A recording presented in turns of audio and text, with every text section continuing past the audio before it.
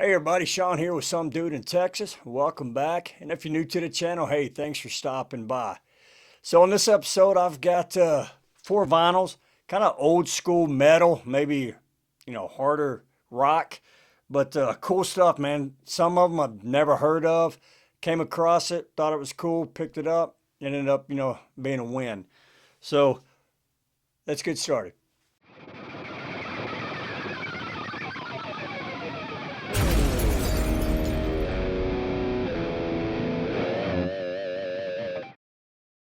So this first one I found at one of my go-to shops. I was just flipping through their new arrivals, and it had a really cool album cover, and it definitely looked metal. So I was like, hey, let me check it out.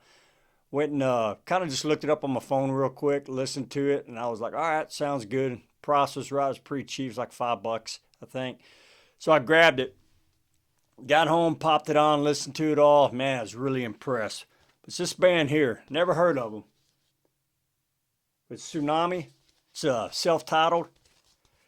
It looks like it's got 1, 2, 3, 4, 5. Yeah, it's got like 10 songs, 9 or 10 songs on it. But I kind of did some research on them. They're a California band, and this came out in '83. Uh, they said they had some pretty heavy rotation on rock channels, but I never heard of them. Never heard it.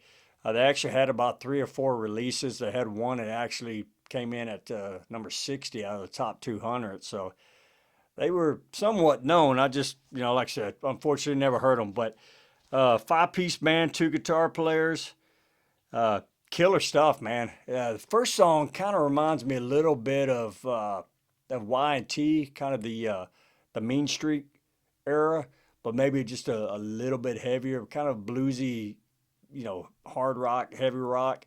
Vocals sound pretty good. Killer guitar players, man. Good solos, good harmonies, stuff like that. Just killer stuff. Said, surprised I never heard of them. Don't know why they didn't get bigger than they were, but pretty cool, man. If you ever heard of them, let me know in comments. If you haven't, look them up. Check them out. You may dig it if you like that hard rock, early, traditional metal stuff. But Tsunami, self-titled. Man, that's a cool album cover, though, isn't it? All right, next one. Band out of Florida. But I came across this one. I actually like two of their other ones better. But Savatage, Fight for the Rock. Price was pretty good, so I grabbed it. But like I said, I actually like the what is it, Power of the Night and Hall of the Mountain King. I like those two better, but this is pretty good. It seems like they got when was this, '86? So maybe they were trying to, the producer or whoever is trying to get them a little bit more poppier. But I like it. First song, Fight for the Right, is pretty cool, pretty heavy. Good cheesy mid '80s rock cover there.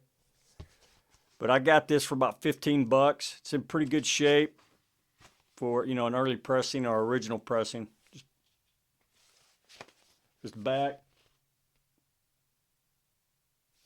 But yeah, lately I've kind of, it's a band, Savatage, I really never got into.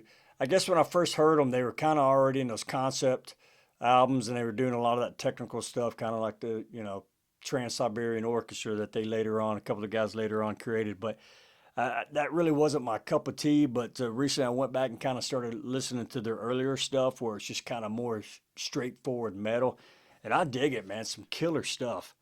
But once again, like I said, pick this one up. Fight for the Rock. Fight for the Rock. Savatage. All right, next one is another band I'd never heard of. Um, and it's, early '80s kind of. They have the kind of the glam look, but they're not. And it's actually pretty heavy, kind of, like I said, kind of straightforward metal. But it's Icon. That's self-titled. Yeah, self-titled album. Definitely got that '80s vibe to it. But when I saw it, it kind of almost had the way the album cover looks, it almost looks, I don't know, man, kind of new wave, right? But then you flip it over and you see that. You're like, yep, yep, no, early '80s metal.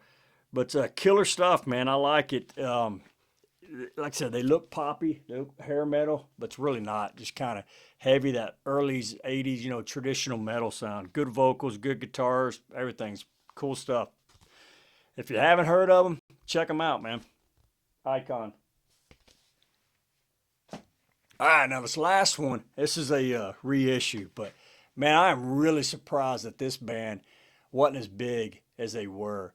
Uh, I never heard of them back in the day. I think I did see them on a movie, and I'll talk about that in a minute. But anyway, it's License to Kill by Malice.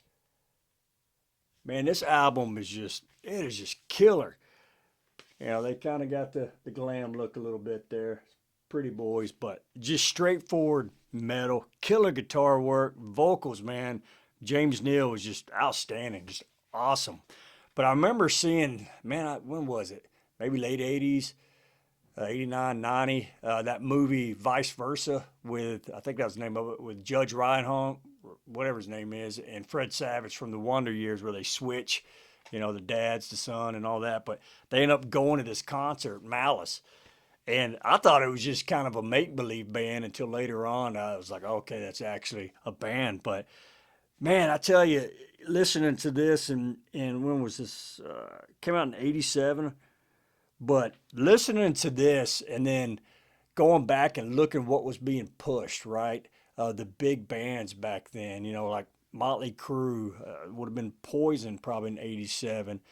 Let's see who else, you know, Rat, Dawkins, bands like that. But you know, don't get me wrong, I like Crue, I like Motley Crue, but '87 that would have been what, Girls, Girls, Girls. Man, I tell you, this album right here, it crushes uh, anything from, you know, Crue being put out at that time. And like I said, I was really surprised that this band was not as big as they were. I mean, just killer production, killer musicianship, you know, awesome guitars, and once again, man, killer vocals. But if you haven't heard Malice, definitely check this one out.